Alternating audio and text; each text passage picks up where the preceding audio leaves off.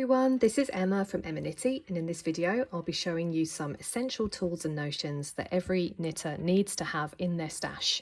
This is aimed at beginner knitters, people who are just starting out on their knitting journey, but really anyone who loves knitting can use this video as a little guide. These are some of the objects and things that I have with me at all times, and I'll also share some tips and interesting things about these notions that I hope you'll find enjoyable to watch. So stay tuned, and if you like this video, don't forget to subscribe for more videos like this. So the first thing I'm going to talk to you about today are the more obvious things. The first is your yarn. So yarn is arguably, along with your needles, the most important thing that you'll need to have. Firstly, the most important thing is the size of the yarn. Yarn comes in all different sizes, from extremely thin lace weight yarn to super huge chunky bulky yarn. I would say, and most knitters and even crocheters as well would say, when you're learning, to get hold of the largest yarn you can. Go with super bulky or bulky yarn, because if your yarn is too thin and too small, you're going to have trouble seeing your stitches and it's just going to be more fiddly. And when you start learning something, you want things to be as easy as possible. This yarn is, as you can see, Umami Tweed, which is by the brand Hobby. This is a premium acrylic with wool and viscose. Always go with either a wool, so 100% wool yarn, or 100% acrylic, or a mixture of all of these things, as you can see here, because cotton yarns and plant-based yarns can again cause you problems when you're starting out, because they're very slippery, they're very unforgiving, and they can easily allow your stitches to fall off your needles, which is something you really don't want to happen. You want to keep your stitches on your needles at all times, unless you're casting off your stitches, of course, at the end of your project. Always go for this kind of blend, unless you fancy a challenge, of course. So I would say keep with this type of yarn and make a yarn choice that you enjoy. Choose a yarn with a lighter colour, primarily, not as a matter of taste, but primarily to again help you see your stitches easily and see what you're doing. If you go with a very dark coloured yarn like a black or a navy blue, it's going to be harder for you to see what you're doing and where you're working. Choose a yarn as well that you enjoy the colour of, for example, one with just a plain colour that you like, or indeed with flecks of yarn colours in it, like this sort of tweed effect, or you can choose variegated yarn as well. Variegated means that the yarn has different colours involved in it, so it can form stripes as you work, patterns like Fair Isle, those typical Christmas jumper style effects. There are lots and lots available. This is the most important thing to bear in mind. A yarn that is bulky enough to help you see your stitches well, in a lighter colour and in a colour that you like, in a blend of fibre that is good. Of course, if you have a wool allergy, you want to move away from wool, or if you are against using wool for other reasons, that's absolutely fine. 100% acrylic is good as well. It's not necessary to spend an enormous amount on your yarn. You can practice with cheaper yarns and then move forward onto better quality yarns as you progress in your knitting journey. The second most important thing you will need when you're starting to knit is a pair of good quality knitting needles.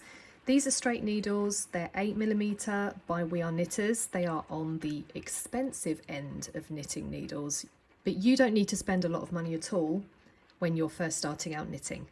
You can get hold of knitting needles in craft shops, in most places, even pound shops or dollar stores or euro shops as well. Just make sure that before you buy them, you check that they're smooth and that they are the right size for the yarn that you will be using.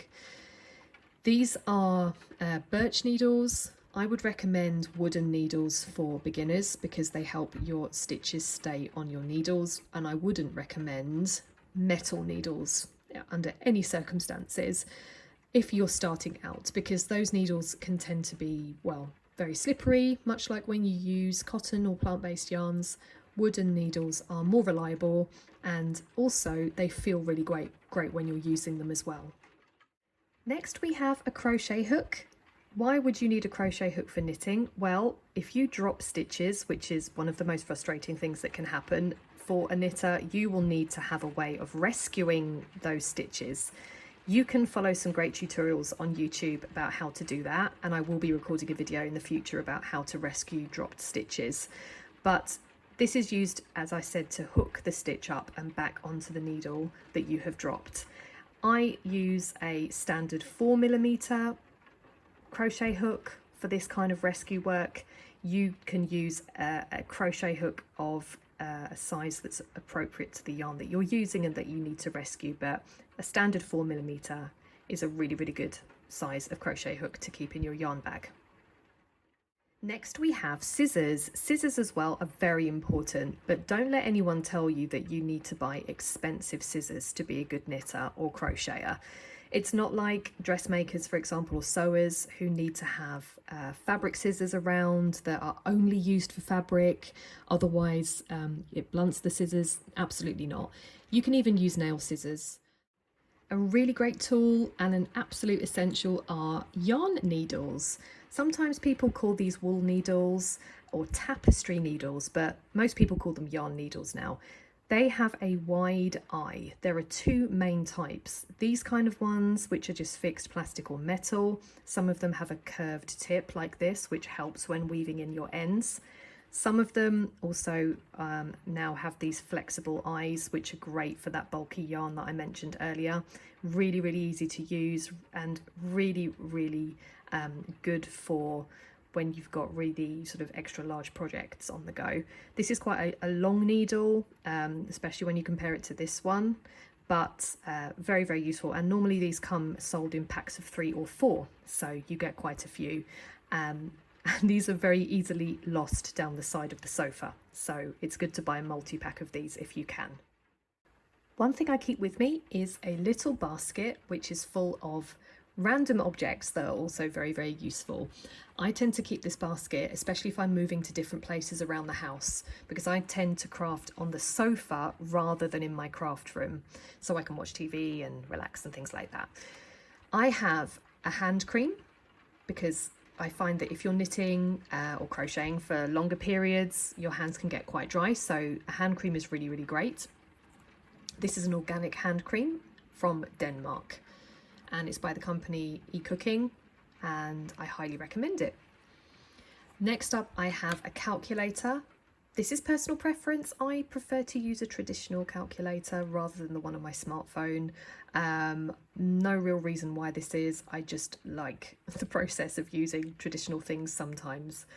Also, I find that because life is so digitalized now and social media and everything, it's nice to have something traditional, and a traditional calculator is the one for me when I'm doing my knitting maths, working out stitch counts and separating sleeves on garments, things like that. It's really useful. I also have a collection of pens as well, and of course a crochet hook that I mentioned earlier, and I take this with me. I've got a basket that's big enough for yarn as well, and it's really super useful. One of my favourite knitting accessories are notebooks. You can have notebooks which are like this, so plain ruled, for general pattern writing or whatever you like, shopping lists, yarn shopping lists, etc. But you can also get hold of really wonderful ones which have grids inside them. This is my favourite one. As you can see inside, it's got sort of maths paper with dots. This is really wonderful for people who, like me, do fair isle design, colour work, and it really helps keep track of where you are and really helps for those moments of inspiration. And again, it's something quite traditional to use instead of writing everything down on your smartphone. That's all I have to show you today. I will be sharing some more videos in the future with some tips for crocheters as well, although I hope that crocheters also found this video quite informative too. Sometimes there's some overlap with the two different skills, isn't there? I hope you enjoyed this video. If you liked it, don't forget to subscribe, and I'll see you in my next video. Bye!